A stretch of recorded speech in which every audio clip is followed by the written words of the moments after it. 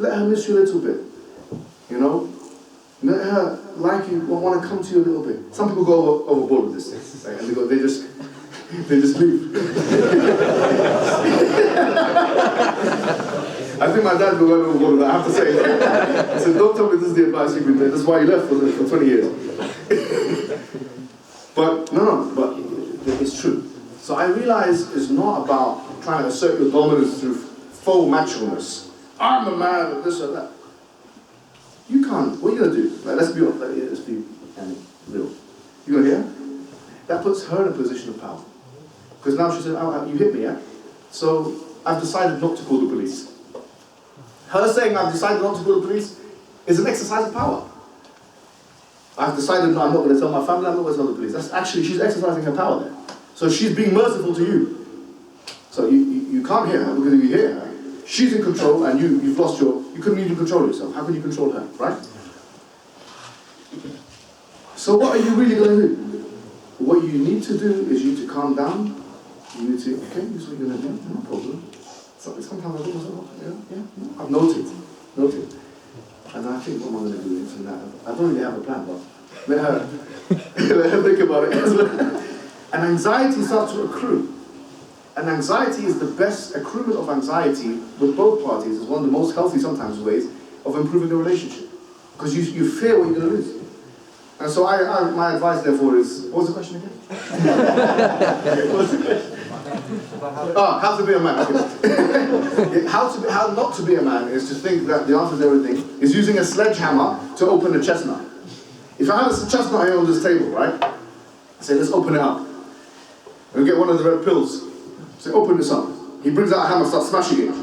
It starts going everywhere, it's so stupid. But then someone who's got more wisdom, he gets to know these things, and he puts soft pressure on it, and it slowly cracks. Slowly.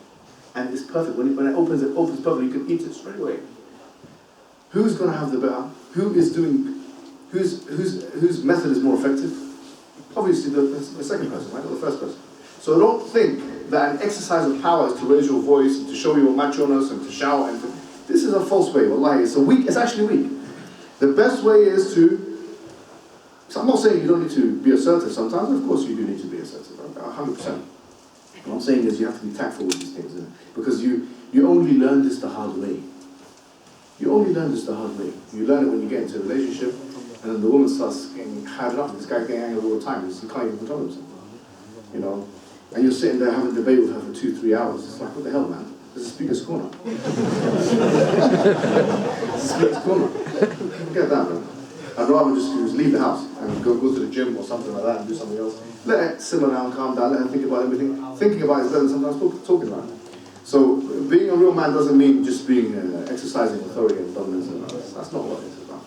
Sometimes you just have to. And one thing I would actually recommend, I did this recently, there's something called truity, yeah? It's an enneagram test.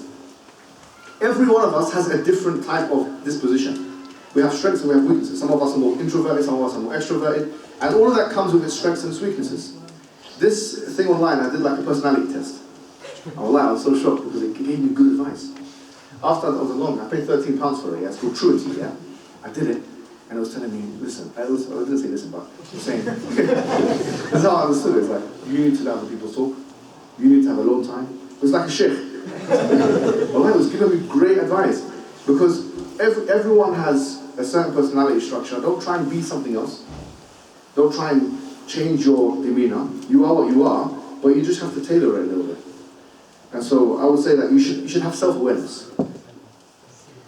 You should know your strengths and you should know your weaknesses, and then you should try and work around that as much as possible. And you can use truity as well. It worked for me, maybe it'll work for you, see how it works. I'm not getting any commission for it. But it cost me £30. It was very good though. And my wife did it as well, and my other family members, and it all came quite accurate. So know what your strengths and weaknesses are, and try and build upon them. But don't feel like the best way to be a man is to smash a chestnut with a sledgehammer. That's never gonna. That's a pathetic approach, honestly.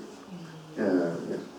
And a lot of these guys, by the way, the red pill guys. There's a famous saying that says, whoever separates the scholars from the warriors will have his fighting done by fools and his thinking done by cowards. It's similar to what you said. Allah, I like that, yeah. With the chestnut, isn't it? Yes. The fool is the one who's basically using a sledgehammer to open a chestnut. Exactly, I like that, mashallah. You said that yourself? You give me credit next time. So some credit for Luton. Yeah. How would you advise us young people to go about like giving advice to our friends and whatnot who are like was like falling into the wrong path, but specifically like people who know right from wrong but find it hard to put it into practice? Yeah, so I used to be one of those guys, not the know right from wrong bit, the ones who try to give advice. Yeah. And what it is that when I used to go to school, I used to go to a mixed school, like I had a very normal upbringing, yeah. When I was in year 12 or 13, we started to make friendship groups. And what happened was, I was in a friendship group with like some Muslims, some non-Muslims, but majority non-practicing. Maybe one or two of them were practicing, yeah? But it was majority non-practicing. And it was there where I developed my skills, yeah, to be honest, to, I would say, not be affected. And try and be more, because the thing is, you can choose to be a shepherd or you can choose to be a sheep. This is a choice every one of us has to make. You're either going to follow them, and I heard the Sheikh was talking about, you know, al-mar'u ala dini khalilihi, yeah, so the person is on the religion of their friends.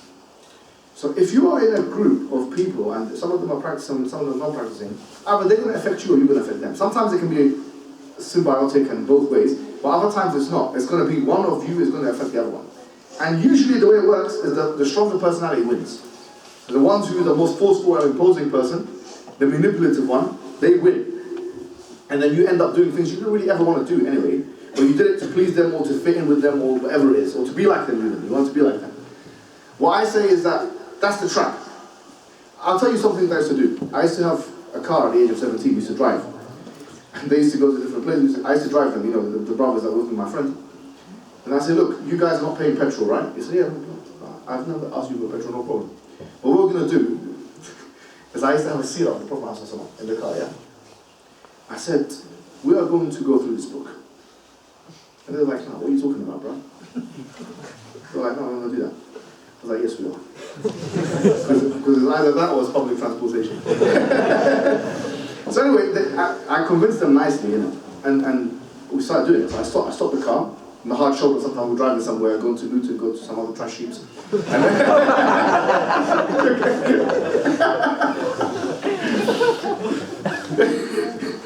don't know why I'm doing this to you guys today. But I would sit down and I would go through like 2-3 pages, nothing major. Like, I literally timed 10 minutes. There was this event and this and that.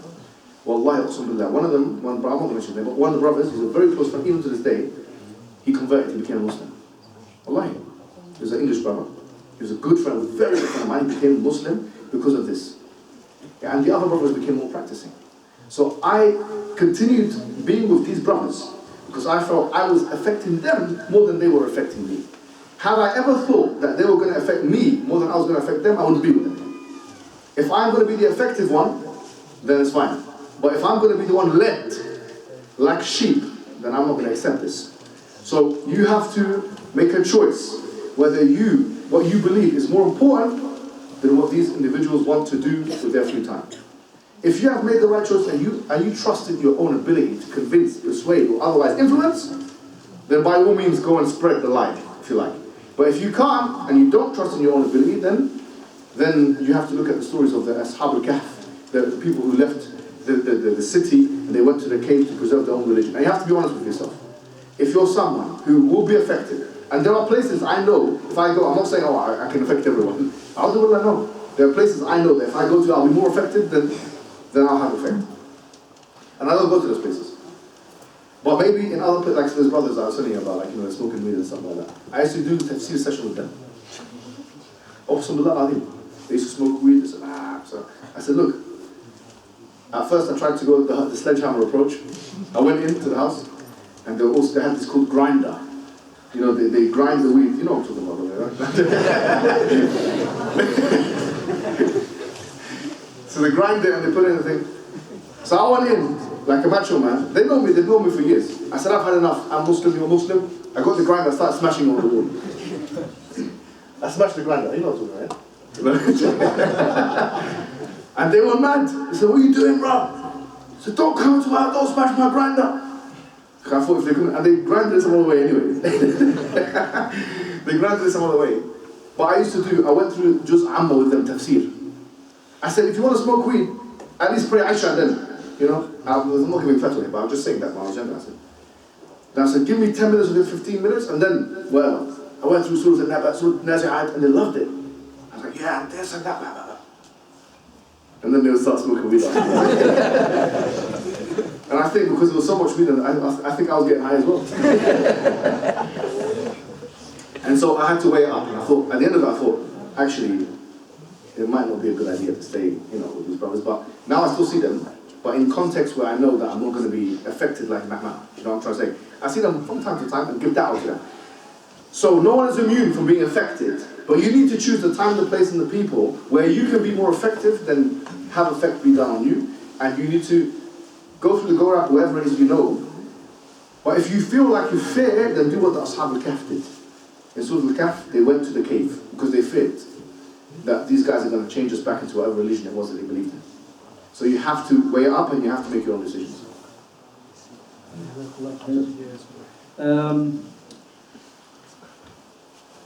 Guys from Luton, we know he's been saying a lot of amazing things about Luton. Yeah? Yeah? I'm sure you guys are really happy. Bro, his side, I know what, half of the Masjid jump on him is not going to have an impact on No, I don't give them that challenge, bro. That's happened to me before with the EDL, actually. And I have to say it was successful. Size didn't matter. What's the biggest problem in Luton? Amongst young people? Mohammed Hijab. No, seriously, what has been happening recently? Knife crime. One of our respected sisters from upstairs, she's a mother of 3 children. SubhanAllah, and there are many mothers out there, their sons are no more with them. SubhanAllah. And there are many incidents in the last year plus has been happening in Luton. It's something which is really, really bad. Really bad in the sense that not only it's bringing down the Muslim izzah of Luton down, honestly, because there's a lot of good work happening throughout Luton. Every masjid is doing, mashallah, good work. Do we know why they're getting stabbed? Do you have any idea why? Very small things. Yeah, it's something that they've had a little argument over, something over mobile phone, the messages that they didn't like the way he texted, whatever, yeah, that leads to things, and then they're going and chasing, and intentionally they're going to stab them, and so on and so forth. And the other worst thing is, there's others who are standing and recording this happening. Yeah, that's really bad. Could you maybe share some light on that? Do you know, all of us have I know this sounds crazy here, but I think every single one of this person in this room has the ability to kill someone. Police, we got him! Especially in Luton, bro. Yeah, well, there you have it. Because put in the right scenario, or the wrong scenario, you can say, anyone can do anything. You learn that with the story of Joseph. She was attracted to him, he was attracted to her. Obviously, if it wasn't for the fear of Allah. But anyone can do anything, and we all have that potential. And subhanAllah, the Quran has many ayat on this. And one of them is the first crime actually committed in humanity, where Adam, he has obviously 2 sons, and he said, one of his sons said to the other one, لَإِن بَسَطْتَ إِلَيَّ يَدِكَ لِتَقْتُلَنِي مَا أَنَا بِبَاسِطٍ يَدِي إِلَيَّ لِأَقْتُلَكَ. If you try and kill me, I'm not going to kill you. But the other one killed him anyway. And he said, فَبَعَثَ اللَّهُ غُرَابًا يَبْحَثُ فِي الْأَرْضِ لِيُرِيَهُ كَيْفَ يُوَارِي سَوْءَةَ أَخِيهِ فَأَصْبَحَ مِنَ النَّادِمِينَ. So Allah sent a crow, and the crow has symbolism as well. If you think of what a crow is, dark bird, which the death symbolism there, because it's vulture kind of thing, to show him how to bury his brother. He didn't even know, because the idea of burial wasn't there in humanity. So Allah, he sent a bird, and then he saw, oh, the bird is doing this is how to bury someone. ومن أجل ذلك كتبنا على بني إسرائيل. From this, we have made a thing on Bani Israel, we have put on Bani Israel, إنه من قتل نفسا بغير نفس أو فساد في الأرض فكأنما قتل الناس جميعا. Whoever kills one person, lest it be for murder or corruption in the land, is like killing all of humanity. ومن أحياها فكأنما أحيا الناس جميعا. So these are ayat. And then you have in the Quran as well, وَمَنْ قَتَلَ مُؤْمِنًا مُتَعَمِّدًا فَجَزَاؤُهُ جَهَنَّمْ خَالِدًا فِيهَا وَغَضِبَ اللَّهُ عَلَيْهِ وَلَعَنَهُ. This is a very, very, very deep thing. Whoever kills a mu'min intentionally, a believer intentionally, then he will go to hell. He will go to hell. خَالِدًا فِيهَا is the only ayah in the Quran which talks about khulud fi nar, even though Ahlul Sunnah say that the Muslims will eventually come out, but it's the only ayah in the Quran which talks about khulud fi nar for a Muslim when he comes to killing, which means eternality in the hellfire. Wallahi, this, just imprint this ayah. I want the youth to know this ayah, memorize the ayah, know where the ayah is. Surah An-Nisa, they need to know these. If you're a mu'min and you truly believe in Allah, these ayat should put fear in your heart. Your ego, because it really is a matter of this. What's stronger, your ego or your iman? Like if someone's saying, oh, whatever, you're this and that, you want to prove that you're a man. So you're going to prove that you're a man by stabbing somebody. That's not actually even a fair fight, to be honest with you. We need to normalize the fact that someone who stabs someone is a coward, actually. Because if you stab me, this small man here, how old are you? Huh? 11. Okay, maybe not you. How old are you? How old are you? 15. He could kill me. Obviously not in any other circumstance. But if he had a knife in his pocket, he could not, a 15-year-old could kill Francis Ngannou. You know this big, Mike Tyson and someone. He can kill him. Now, does that mean that he's stronger than Mike Tyson? No, it doesn't. It means that you can only do it when there's a huge disadvantage. They call weapons a great equalizer. So we need to put in the culture, because if they're doing it for manhood, we need to show them that it's actually against manhood to stab someone who's unarmed. Back in the days, they used to do mubaraza. Mubaraza or mushatara. They used to call it mushatara and they used to call it mubaraza.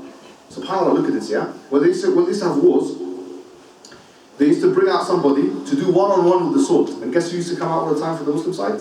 Ali ibn Abi Talib. Obviously as well, but Ali ibn Abi Talib was known for this, yeah? And even with big enemies and big strong guys, he always used to say, I want to do this. So in war, the guy has a sword, I have a sword, let's fight to the death. Bro, this is not UFC, sorry to say, but there's going to be arrest every 5 minutes. And a controlled condition, if you get cut, then you stop the fight. This is actually quite, if you think about it, it's low-level risk. Wallahi, it's actually a low. We're talking about 2 people, and the winner is the one who's still alive. A fight to the death with swords.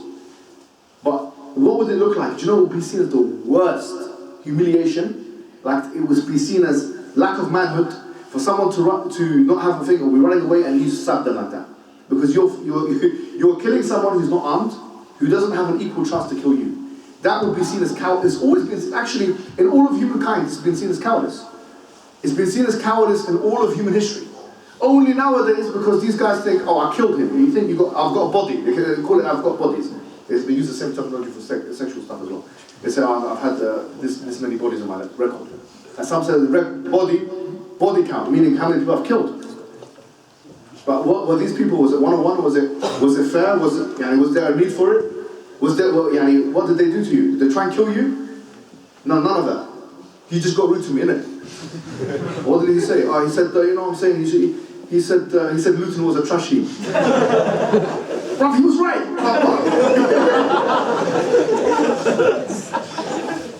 Oh, he came from West. Do you guys have postcodes? Do you even have LU? What was it? Oh, he's LU4. I'm LU8. No, you're LOSER. Honestly, so they think we need to bring, because if it's ego, we need to challenge their ego. Think about it, right? If they're saying, okay, they believe that this makes them a man, because that's what goes back to your question. This is really what they're doing. They think it's ego, yeah? And it's mostly men that commit these crimes, 99%. So if they think that this makes them a man, we need to educate them and then make part of the culture. This makes you a coward. Because it's not even. The person is unarmed. There's no reason for it, and obviously it's a major sin. But the major sin thing won't work with these guys because they've already put in their head that they want to kill someone. So use all the other dunya stuff. Okay, this makes you a coward, bruv. Sorry to say. Well, you stab someone who is what? Well, what did he have on him? Nah, he didn't have anything. So you stab someone who had nothing on him. Yeah. Okay, you're a big man, yeah. I'm scared of you. nothing. Wallahi, this is a coward. And they need to be branded. These guys that do this stuff need to be branded as cowards. But the first thing here is change the culture of how you perceive stabbings. And like everything else, you need to change the culture. If they're using strong and hard language and manly language or whatever, you use exactly the opposite. Oh, this is that coward that stabbed this and that, this guy here. The second thing I would say is obviously prevention is better than cure. Yeah? Prevention is better than cure. Meaning, if you know that these areas, these estates, these people going here, and adults need to take responsibility for this as well. Why are you putting your 13-year-old son in that area? Like without protection, without supervision, you need to look at that as well. Number three is we need to look at the main reasons why these guys are doing this. And a lot of them are doing it is because they're failures everywhere else. They can't be successful in the educational aspect. They're not sportsmen, because a successful person has a lot to lose. But a failure has nothing to lose. And a person who doesn't care to go to jail is a person who's a very dangerous person in society. So if we, and once again this goes to education, if we raise the levels of everyone in society that they feel like they can be successful in other spheres, they won't feel like the only way I can be successful is by having 2 or 3 bodies in my record. And I don't mind if I go to prison, because they go and research and they see that actually prison is not that bad. That's what they go and see. So okay, I'm willing to take 8 years for this. I'm willing to do that. So if we give people a lot to lose, then I feel like we've got something that we can do. But if there's a culture of, yeah, this is what makes a man and this is that, then to be honest with you, we've got an uphill struggle. And one last thing I would say is actually be prepared for this kind of thing. And I want to be honest, martial arts gives you 0 protection against a knife. I don't care what anyone tells you. Oh, if I go in Muay Thai for 20 years, you can be the best Muay Thai, you can be Badr Hari, yeah, you can be the top guy. But when it comes to a knife, you will not be able to fight a knife with your fists. It's not possible. You will lose 99% of the time, which means you need to have some level of, okay, if someone brings out a knife, what am I going to do? You want to rob me? You want to do this? Your best options are to run most of the time. That's actually your best option. You to not, oh, I'm going to fight him, or you're going to fight him with a knife. It's not, yani, why are you going to fight someone with a knife? Because he wants to take your phone. Give him your phone. It's not cowardice. Give him your phone. If you're a 13-year-old, you've got a lot to lose. Give him, I'm sure, I don't even need to tell you, you're going to do this anyway. You know? Yeah, and so don't put yourself in a disadvantage trying to fight someone with a knife or something like that. Don't be ridiculous. Yeah. You obviously come across as a learned person. You say we have such great institutions here in the UK, as we used to do, but however some places we learn at such institutions when most of our institutions' aim is to only get us through, get a degree at the end of it, instead of actually learning through our topic or what we're actually learning. What guidance would you give us to people who are trying to actually get beneficial knowledge and who are actually trying to learn through these institutions, trying to get something out of it? You've got to choose what you want to learn and why you want to learn it. This is the first question you have to have good answers to. Yeah? And once you've understood that, then you can work backwards from that. And as I said, you weren't here when we said this, but we said the first thing that the Prophet told us is the Quran. The best of you are those who learn the Quran, teach it.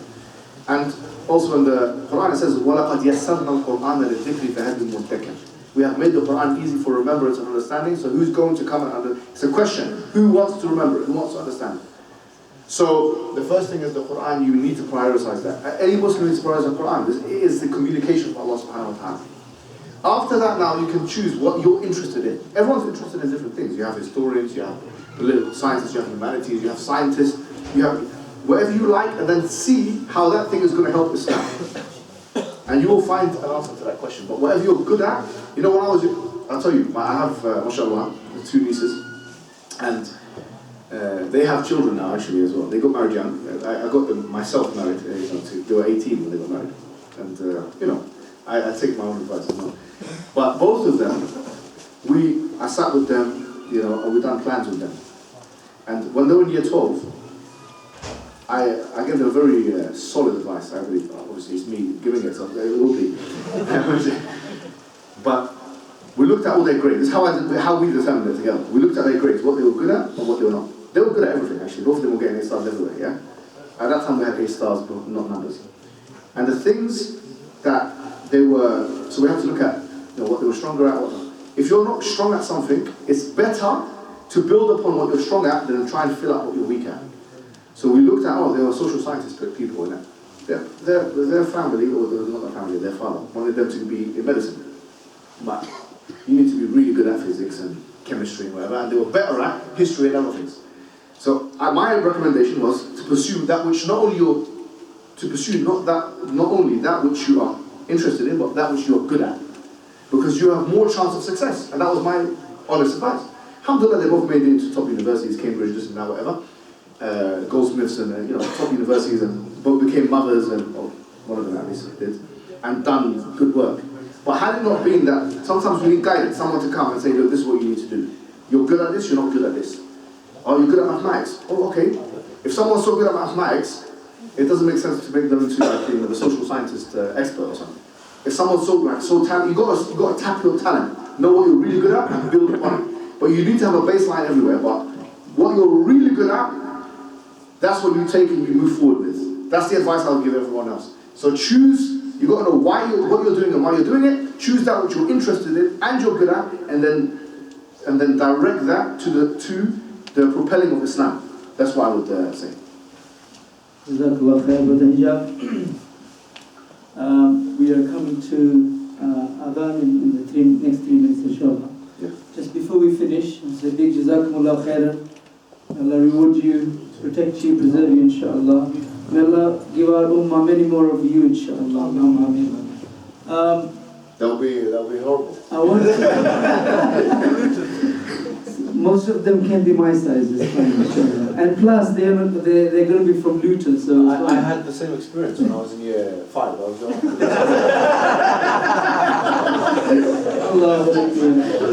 I know how you feel now. Al-Muflihoon UK is the organization, obviously the youth organization who has organized this. I'd like to request you guys to follow that, inshallah, on Twitter, on Facebook and Instagram as well, inshallah ta'ala. And you'll know about further activities that we'll organize in the, inshallah, in the near future.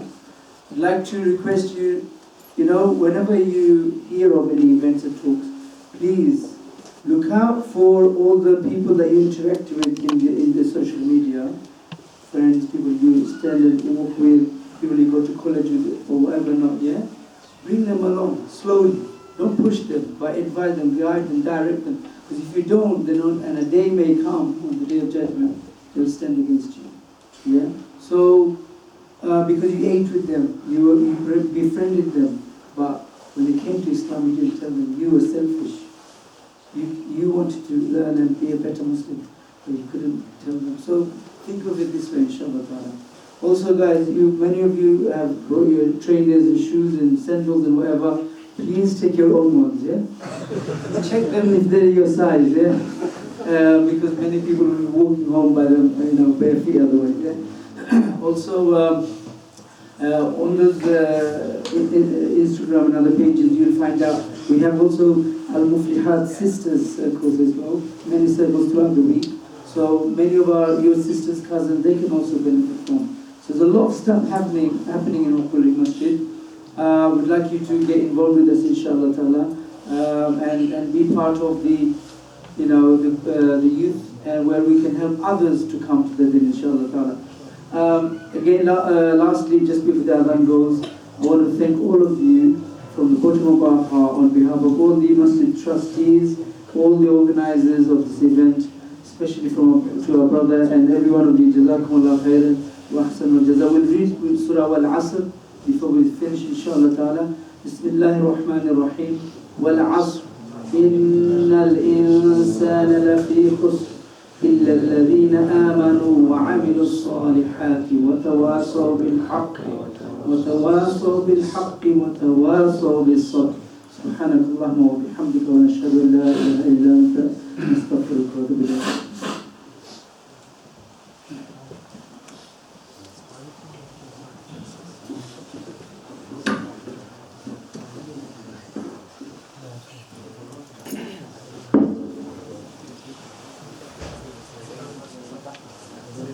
الله أكبر الله أكبر الله أكبر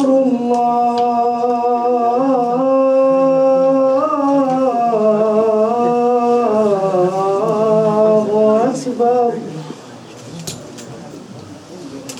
أشهد أن لا إله إلا الله. You bring the plug afterwards, yeah, and remove the extension from the wall as well and bring it here. أشهد أن لا إله إلا الله.